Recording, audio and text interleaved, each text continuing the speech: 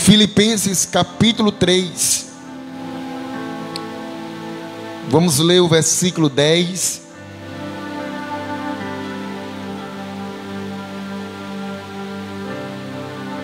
Versículo 11 e versículo 12. Diz assim a palavra de Deus. Filipenses 3, versículo 10, 11 e 12. Para conhecer Cristo, a minha tradução ela é diferente, mas é o mesmo sentido.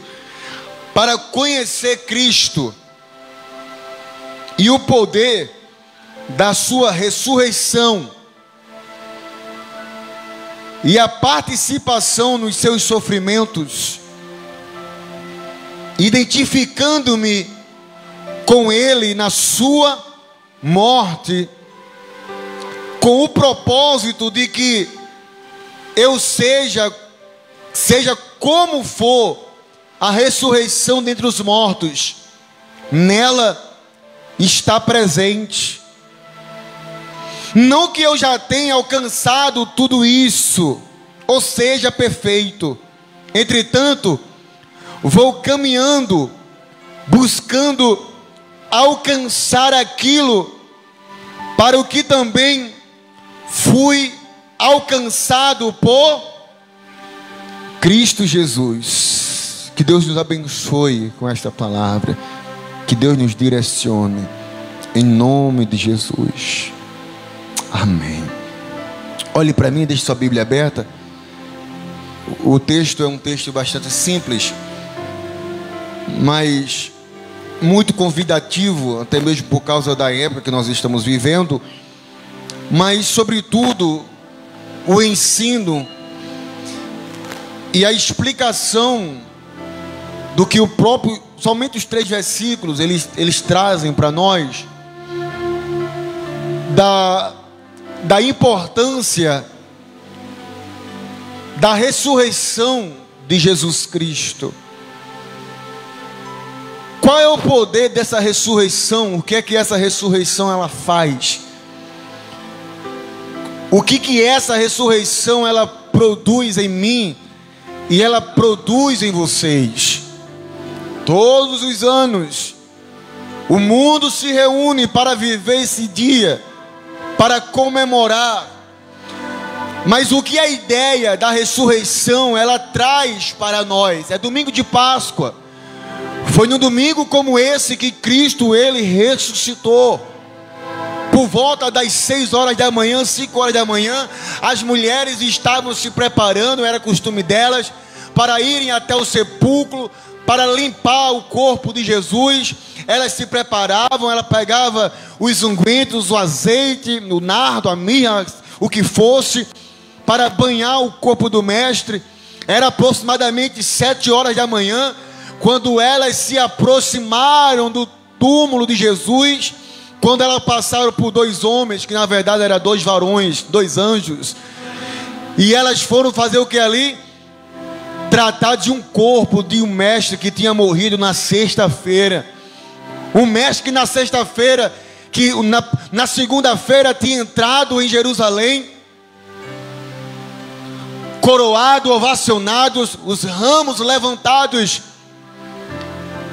O mestre que trazia a esperança para eles, mas que agora na sexta-feira ele estava cravado naquela cruz, e para muitos tinha acabado ali a história de Jesus, para muitos tinha acabado ali a ideia de salvação.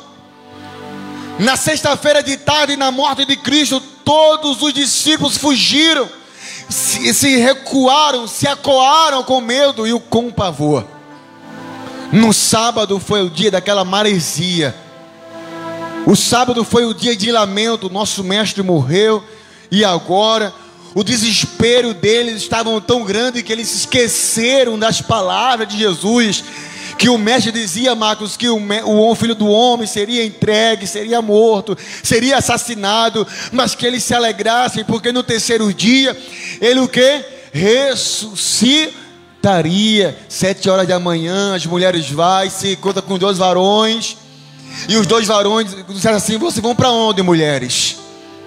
O que vocês vão fazer? O que procura entre os mortos aquele que está o quê?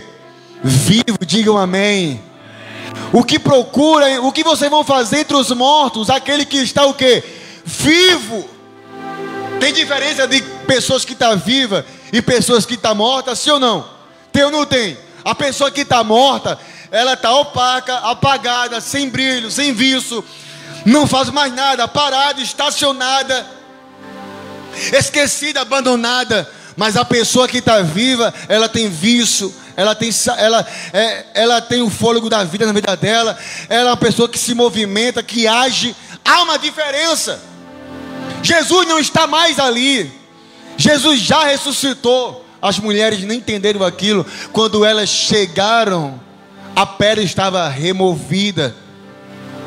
Elas entraram e foram cuidar de um corpo, mas o corpo não estava lá nos seus lençóis que ficaram caídos, manchados, ensanguentados. Jesus não estava mais ali. Jesus estava vivo, como Ele está vivo. 3 mulheres se afastam desesperadas, mas uma fica no horto, no jardim. E ela chora quando ela ouve a voz de alguém. Diz: mulher, por que choras? E ela entende que é o jardineiro que estava ali cuidando do jardim.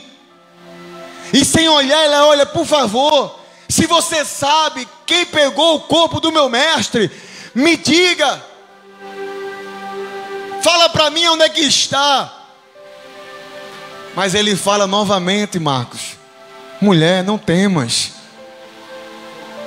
E quando ela vira, ela reconhece não somente apenas a voz, mas reconhece que aquele homem era o seu mestre, que estava morto numa cruz na sexta-feira. Para Maria Madalena, aquele recado era Jesus dizendo para ela: olha, mulher, ainda há esperança. Eu estou vivo, a minha ressurreição ela traz esperança, a minha ressurreição ela traz a salvação, nada está perdido, eu estou ressuscitado, e eu quero que vocês participem com essa mesma ressurreição na vida de vocês. A ressurreição de Jesus Cristo, amados, ela tem que fazer uma diferença na minha e na sua vida. Essa ressurreição ela tem que fazer uma diferença. Não se trata de coelhinho da Páscoa, não se trata de chocolates, se trata do que essa ressurreição está fazendo na minha vida. Mulher, avisa aos meus irmãos, aos meus discípulos, que eu estou vivo, que a vida, vai lá e avisa para elas.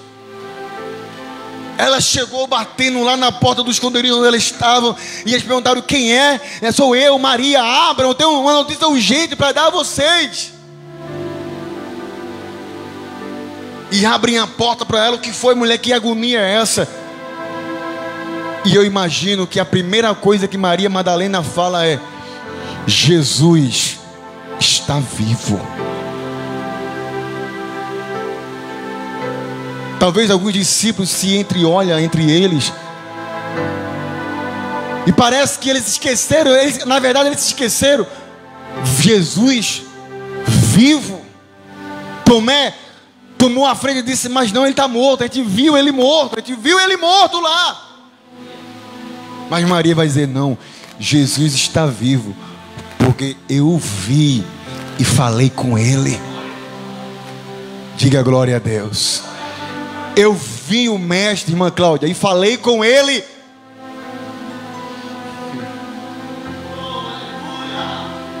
Sabe o que quer dizer a ressurreição de Cristo? É a aparição dele para mim, para você, dizendo assim: eu estou vivo. É o diálogo. Aleluia. Vocês se esqueceram, filhinhos, que ele mesmo disse que ele morreria, mas ressuscitaria ao terceiro dia.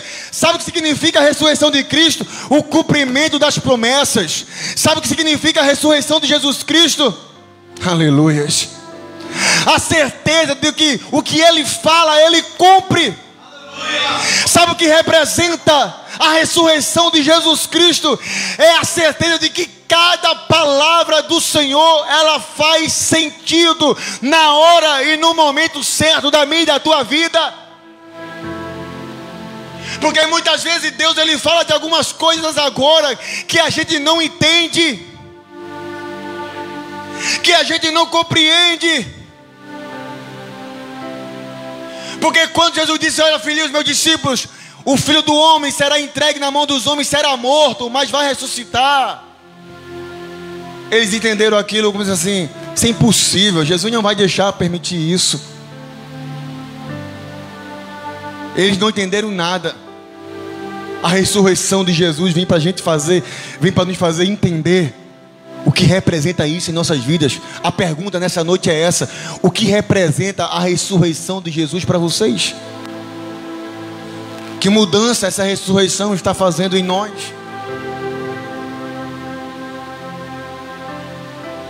E aí, igreja? Que modificação essa ressurreição está fazendo em nós? Foi essa certeza, meu prefeito Emerson, que Paulo ele escreveu para os filipenses. Paulo queria passar para a igreja de Filipenses a ideia do que representava a ressurreição de Cristo, o que significava aquilo. E ele vai dizer: para conhecer Cristo e o poder da sua ressurreição e a participação dos seus sofrimentos. Olha o que ele vai dizer: identificando-me com ele na sua morte. Isso aqui é tremendo. Quando eu estava lendo ali agora há pouco, eu estava absorvendo essa informação para mim. Paulo ele vai dizer o seguinte, cara, dona Neuza, olha, gente, para conhecer Cristo e o poder da sua ressurreição.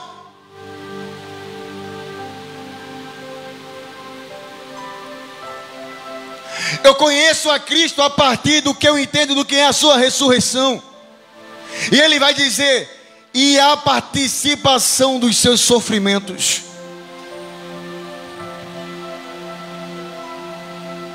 Identificando-me com ele na sua morte. Identificando-me, Marcelo, com ele na sua morte. Quem matou Jesus? Quem matou Jesus? Quem condenou Jesus? O Sinédrio? O povo estava lá, Barrabás e Jesus. Pilatos não estava querendo se envolver naquilo. Cláudia, a sua esposa, já tinha dado uma alerta: olha, não mexe com este homem, esse homem é inocente, ele é um inocente. Mas ele não quis, escute isso, ele não quis voltar atrás, porque ele era governador, e se não condenasse, o povo viria a ele como um covarde. E se isso chegasse a César, ele perderia o seu cargo, mas ele não quis perder. Guarde isso, ele não quis perder. Antes ele quis o quê? Condená-lo. E numa tentativa de tentar salvar Jesus, ele lava suas mãos e lança a pergunta para o povo, como se o povo fosse escolher Jesus. E é por isso que ele pega o homem, chicoteia ele, porque eu quero colocar o homem sofrido dentro do povo, para que o povo padeça dele e escolha ele. Jesus apanha. Olha, irmão, coitado naqueles dias lá de Roma, coitado de quem caía na mão dos soldados. Os soldados pintavam e bordavam, não era só com Jesus não, era com todos que passavam por ali. Pintavam e bordavam com aquele homem. Lembraram que Jesus dizia que era um rei. Marcos, lembraram isso? E sabe o que eles fizeram? Pegaram uma coroa e colocaram sobre a cabeça do mestre. Xingaram, maltrataram o mestre, condenaram o mestre e trouxeram ele do lado de Barrabás. Quem acha que vocês o povo escolheu? O povo escolheu quem? Barrabás. Jesus foi condenado pelo povo, principalmente pelo sinédrio. E por quê? Porque eles rejeitaram os ensinamentos de Jesus. Porque eles não compreenderam quando Jesus disse: eu sou filho do Cordeiro. Eles, escute isso, eles não aceitaram o que Jesus estava dizendo. E sabe o que fizeram? Mataram Jesus. Lembre-se que o texto diz: identificando-me com ele na sua morte. E eu pergunto para vocês: será que isso não está acontecendo nos dias de hoje? Será que eu, Isaías, estou me identificando com a morte dele naquela cruz? Ou eu mesmo estou condenando Jesus novamente? E quando é que isso acontece, pastor Bruno? Quando eu não obedeço a palavra de Deus, eu estou crucificando Jesus na minha vida. Quando está diante de mim, Marcelo, Jesus e o mundo, e mesmo assim eu escolho o mundo, eu estou matando Jesus na minha vida. O sinédrio matou Jesus porque não acreditou nas suas palavras. Estamos vivendo esses dias. Tem gente que não acredita nas palavras de Jesus. Tem gente que não acredita que Jesus já veio e está crucificando Jesus novamente. E o pior de tudo, é saber que tem pessoas dentro da igreja que está crucificando Jesus novamente. Ou não tem gente assim, igreja? Tem. Quando eu falo de matar Jesus novamente, meu presbítero, eu estou dizendo tirá-lo da sua vida. Isso é matar Jesus da sua vida. Tem muitas pessoas vivendo, mas Jesus já está morto há muito tempo na vida dele. E quando eu falo que está morto o brilho, está morto a esperança, está morto o prazer de fazer a obra, está morto o prazer de ler a palavra, está morto do prazer de orar, o prazer de jejuar, o prazer de vigiar, está morto. Porque prefere ouvir coisas aleatórias do que ouvir a palavra de Deus. Preferem gastar seu tempo com outras coisas mais do que as coisas de Deus. É 10 horas para as coisas do mundo. E se brincar, você é até um pouco mais até generoso. E 10 minutos para as coisas de Deus. Estão matando Jesus. E por isso que a gente está vendo nos dias de hoje um bando de crentes fracos.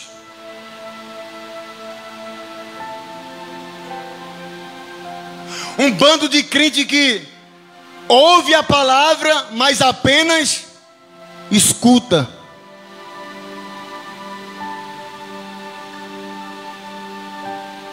Um bando de crente que quando a luta vem, é a primeira a desmoronar. Um bando de crente que não conhece o Espírito Santo. Ah, pastor, mas eu falo em línguas. Você pode falar 10. Você pode falar 3 horas de línguas. Mesmo assim tem gente que não conhece Jesus. Aleluia. Porque está levando Jesus novamente ao Calvário. Está levando Jesus novamente. E quando eu digo está levando Jesus novamente, é você que está se matando nesse Calvário. É você que está colocando em risco a sua alma. É eu que estou colocando em risco a minha salvação. Quando Paulo ele escreve aos Filipenses, identificando-me com ele na sua morte, participando dos seus sofrimentos. Tem crente que não quer mais sofrer. É assim ou não é? Tem crente que não quer mais passar por lutas. Hoje eu disse para um pastor que foi lá em casa hoje, pela manhã, e ele perguntou: meu pastor Bruno, como é que o senhor está? Se eu estou bem, com muitas lutas, mas eu estou bem. E eu disse para mim, cá para nós, meu pastor, é melhor nas lutas do que sem as lutas. Minha querida, o crente, ele é muito folgado, ele é um crente fraco. Crente que não passa por lutas, por problemas, ele é um crente o quê? Fraco. Aleluia. Mas você já experimentou um crente quando passa mesmo pelo acocho? Ele é experiente, ele aprende de Deus, ele participa das aflições. Hoje, cá para nós, hoje está muito fácil ser cristão. Eu tenho analisado o campo artístico hoje aí. Tem crente que tem pessoas que dizem que é cristão para pegar fama, para cantar. Consegue fama, daqui a pouquinho que Deus cresceu, que a fama cresceu, melhor dizendo, Jéssica. Aí, ó.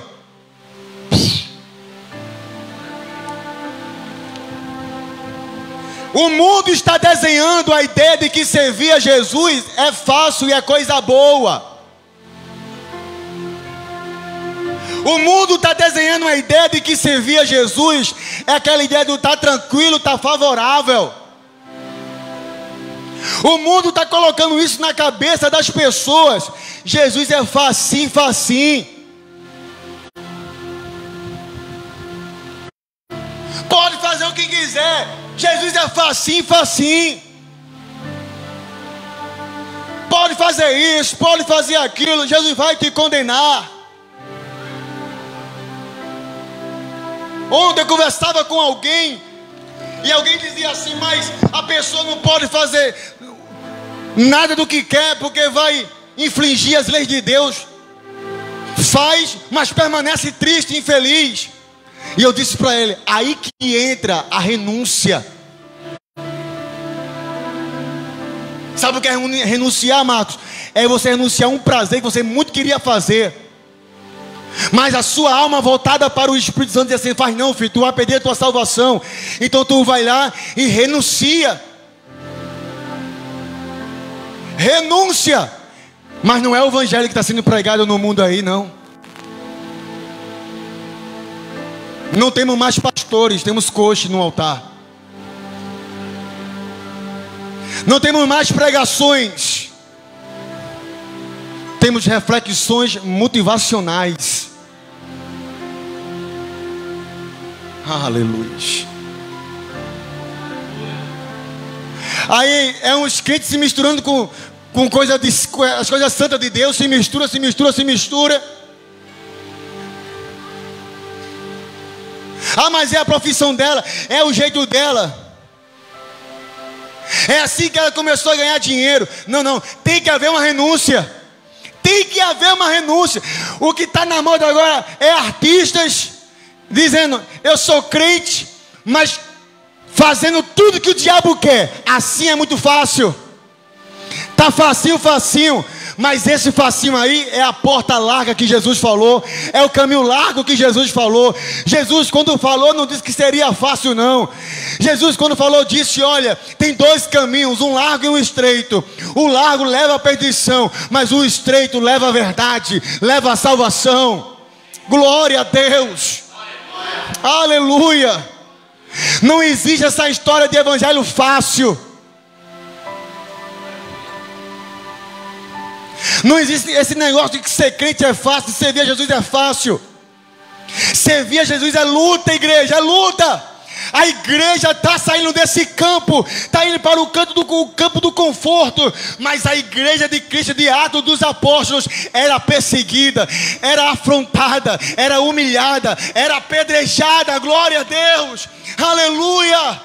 Mas eles se reuniam para orar e pedir a Deus graça e proteção. Os altares está deixando de ser altares, está sendo um palco.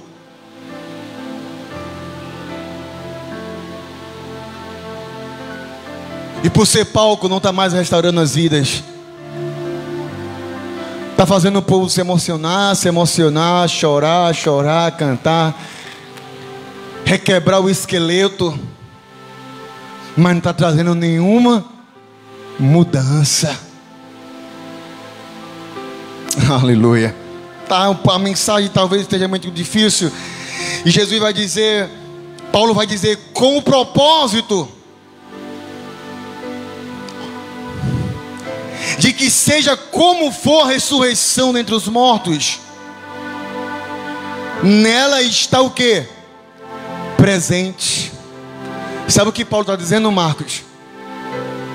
Crentes de Filipos,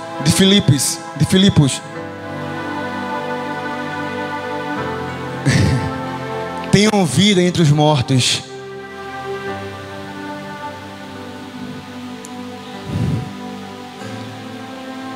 Mesmo que o mundo todo esteja morto, mas você está vivo.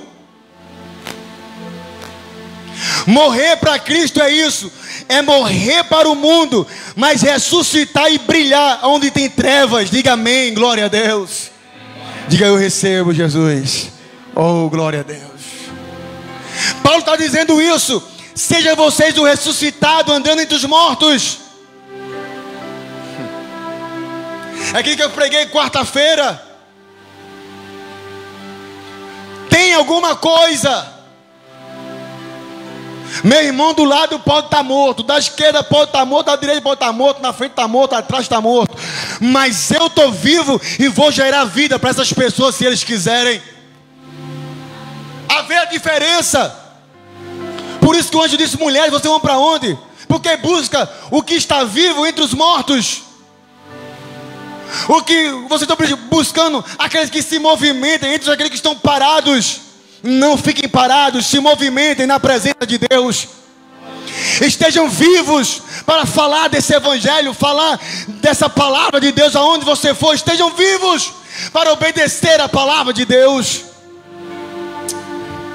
E Paulo vai terminar dizendo no texto que a gente leu nessa noite: não que eu já tenha alcançado tudo isso, o que eu seja perfeito.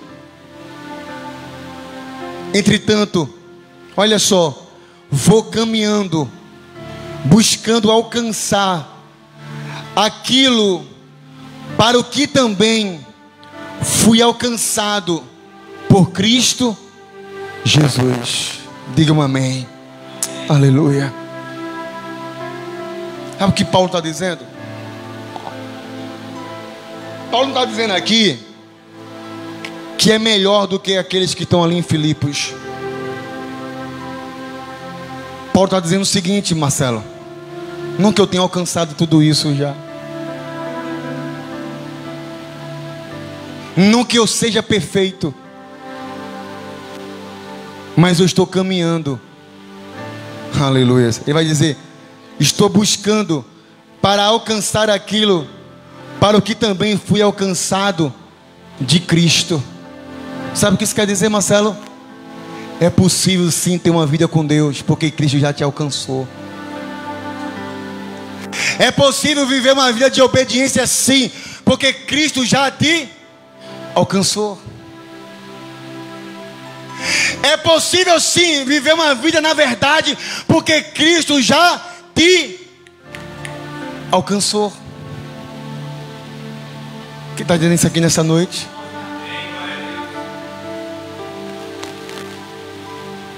Buscando, caminhando.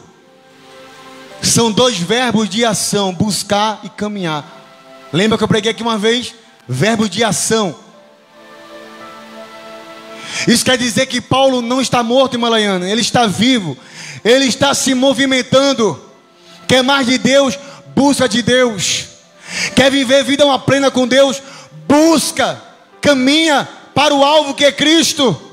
Porque Paulo está dizendo o seguinte: olha, a parte de Jesus Ele já fez. Ele nos alcançou naquela cruz. Ele já ressuscitou. E agora só cabe a mim e o quê? E a vocês. Mas tem crente que não está caminhando. Tem crente que não está o quê? buscando. Você está fraco. Ok, está fraco. É uma fase que todo cristão passa. Mas tu está buscando força e caminhando em direção de quem pode te fortalecer?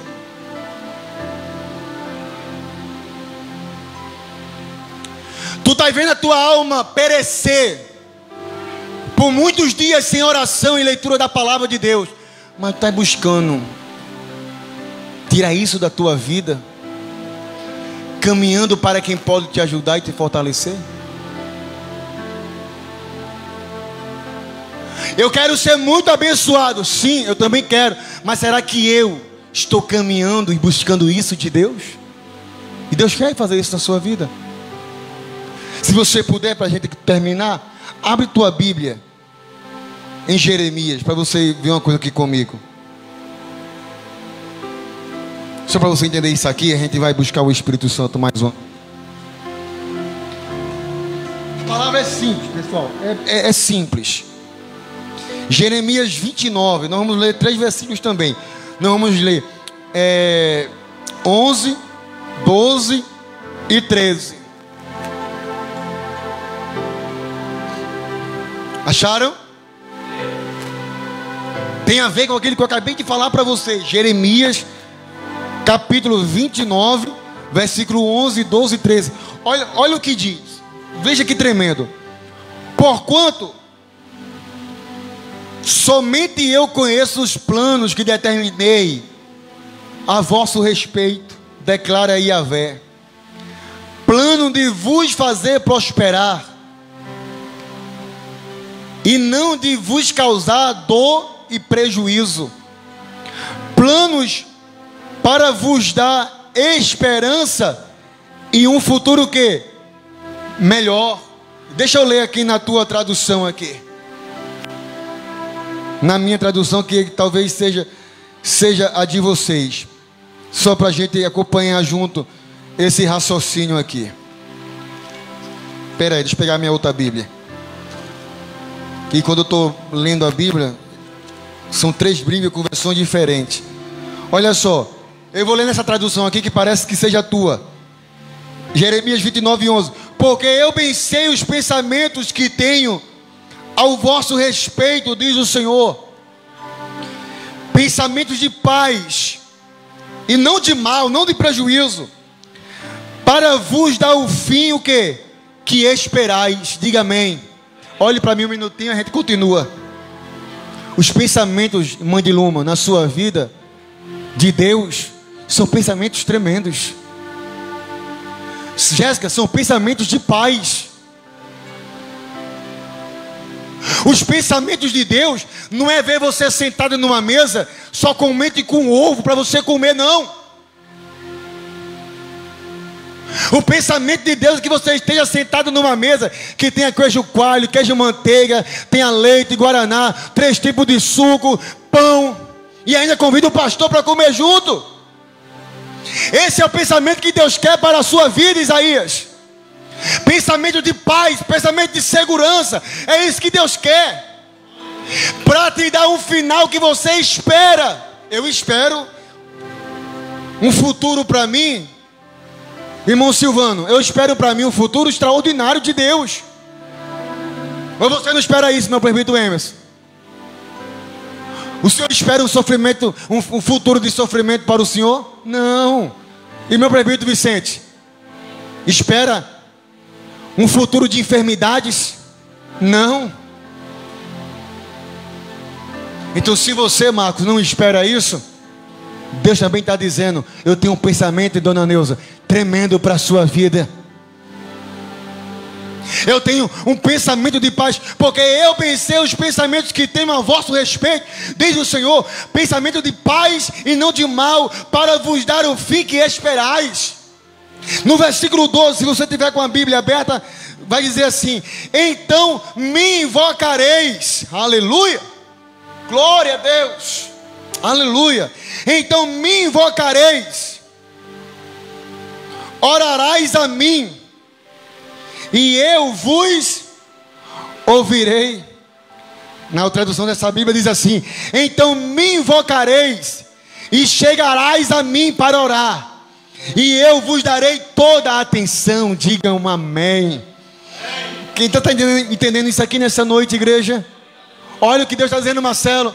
Olha o que Deus está dizendo, Marcos. Carla, olha o que Deus está dizendo. Então me invocareis e chegarás a mim. Tu vais orar para mim, eu vou te ouvir. Sabe o que isso quer dizer? É uma ação que o Espírito Santo quer da sua igreja. Está complicado? Vai orar. Está tudo bom na vida, ótimo. Vai orar mesmo assim. Sabe o que é oração? Sabe o que é oração?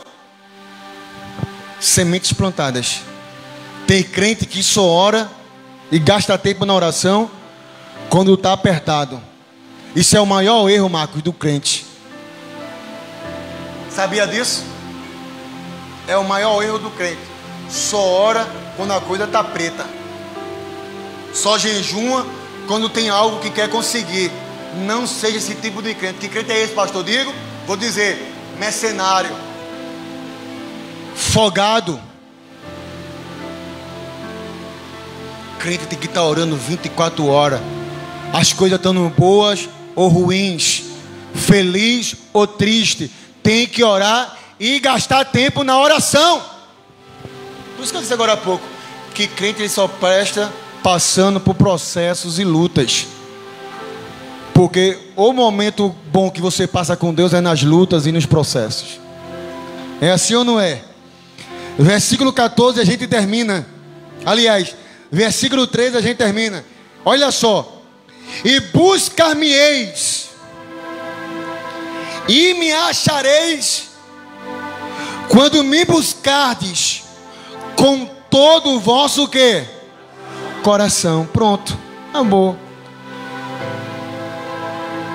Buscar-me-eis e me achareis. Marcos, Malaiano, buscar, todo mundo pode buscar. Mas achar, Jéssica, é outra coisa. Diga amém. Olha, irmão, todo mundo pode dobrar o joelho para orar. Sim ou não? Pode ou não pode? Pode. Mas encontrar Jesus nessa oração é outra coisa. É de todo o coração. Não é orar por orar. Não é louvar por louvar. Não é por vir na igreja por vir. Não é para ler a palavra por ler. Não é para buscar a Deus por buscar. Ah, porque está na moda buscar. Porque agora é a vibe do momento. Buscar. Não. É de todo o coração. Buscar-me-eis e me achareis quando orares de todo o vosso coração. Por gentileza, amados, fique sobre os seus santos pés agora.